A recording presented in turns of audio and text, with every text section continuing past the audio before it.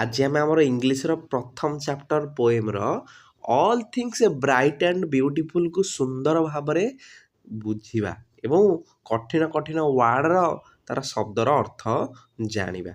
यह लिखिं पिला माने CF Alexander. All things bright and beautiful अर्थ कौन? ऑल माने समस्त, थिंग्स माने सबू जिनिस है।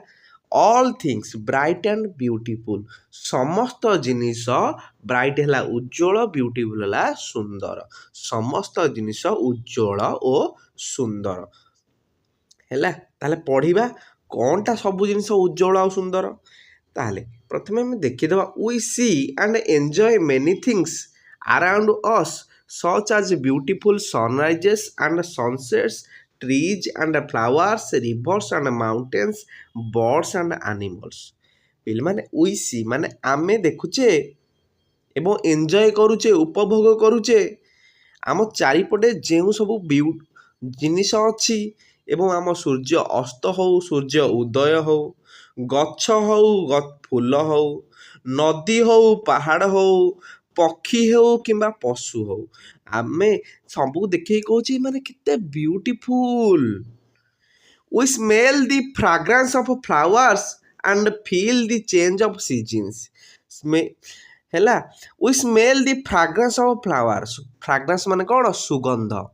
फूलर जो सुगंध आम तार बास्ना आम जो महकर आम जो भरी जाऊचे ताकू फील करुचे एवं सीजन टाक जो परिवर्तन होउची है।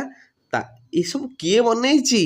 We have eyes to see all this. आम आखि अच्छी देखिया पे, पाटी अच्छी प्रशंसा करिया पे। प्रेज माने प्रशंसा करिबा है। क्रिएशन माने प्रकृतिर जो तैयारी, प्रकृति जमी तैयारी ताकू प्रशंसा करने। Have you ever thought who has created such beautiful things for us? केबे भाविच एते सुंदर जिनस आम पई किए बनैला? Who has blessed us with the senses of sight, smell and feeling. आम जो दृष्टि, आम जो साइट माने दृष्टि है, देखि पारुचे, सुगंध करि पारुचे, बास्ना केमिति होउची, आमे केमिति अनुभव करूचे, सब हमू किए देला? Read the poem to know what the poet thinks about these things. आमे कविताटी को पढ़िबा एवं बुझिबा ए सब आमे केमिति जानि पारुचे। ताले पढ़िबा all things bright and beautiful, all creatures great and small, all things wise and wonderful, the Lord God made them all. पिला माने ए दुनिया रे सबू किछि उज्जवल आउ सुंदर। आम बापा माँ केते सुंदर, आम भाई भौणी केते सुंदर, आम सांग माने मध्य केते सुंदर एवं आम प्रकृति मध्य केते सुंदर है। एवं all creatures great and small, छोट हो क्रिएचर प्रकृति जमीती जोटा छोट वस्तु हो कि बड़ वस्तु हो केते सुंदर देखा जाउची। बर गछटा एडे झंकालिया हेले मध्य खरा दिन ता छाई तले बसी पड़, केते सुंदर लागिवो तुमको देखिबो। आ खजुरी गछटा छोटिया हेले मध्य खजुरी कोळीटे खाई दियो, केते मीठा लागिवो तमे देखिबो। All things wise and wonderful, जेतेक सब ज्ञानी और सुंदर अच्छी ये सब किए बनैछि? The Lord God made them all. ये सब भगवान आम पई बनैछंती। बुझिएला तो? Next stanza. Each little flower that opens, each little bird that sings, he made their glowing colors, he made their tiny wings। जो छोट फूलटा को तमे खोली थुआर देखिछ, ओपन माने फूल को पूरा फुटी जाइए है। Each little bird that sings, प्रति छोटिया पक्षीटे हो मध्य जे गीत गाउची एवं तांकर ग्लोइंग कलर, पक्षीर सुंदर चेहरा किए बनैछि? सेही भगवान। He also he made their tiny wings. परीक्षा रे बहुत थोड़ा टाइनी माने कोन? छोटो है। विंग्स माने डेणा, छोटो डेणा मध्य से भगवान ही बनैछंती।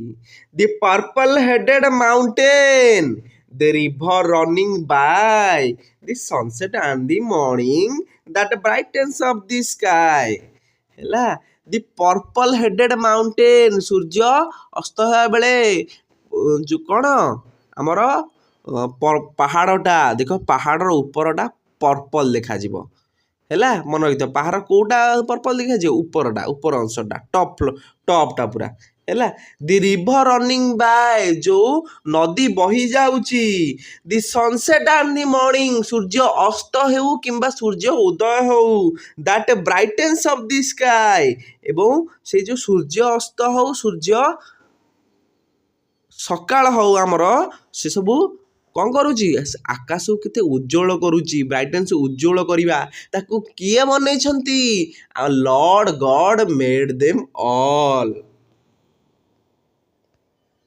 Next the cold wind in the winter the pleasant summer sun the ripe fruit in the garden he made them everyone ବୁଝି ହେଲା କି ନାଇଁ ମତେ କହିଲ the cold wind in the winter ଶୀତର ଯୋଉ ଥଣ୍ଡା ପବନ ଦି ପ୍ଲିଜାଣ୍ଟ ସମର ସନ୍ ସକାଳେ ଯେତେବେଳେ ଖରାଟା ଆମର ଗ୍ରୀଷ୍ମ ଋତୁରେ ହେଲା ଖରାଟା ତାର ଯୋଉ ଆନନ୍ଦଦାୟକ ଦି ripe fruit in the garden ବଗିଚାର ଯୋଉ ପାଚିଲା ଫଳ ରାଇପ୍ ଫ୍ରୁଟ୍ ମାନେ ପାଚିଲା ଫଳ ହି ମେଡ୍ ଦେମ୍ ଏଭ୍ରିୱାନ୍ ସବୁ ସେଇ ଭଗବାନ ହିଁ ମାନେ ବନେଇଛନ୍ତି the Lord God made them all next the tall trees in the greenwood the meadows where we play the rushes by the water we gather every day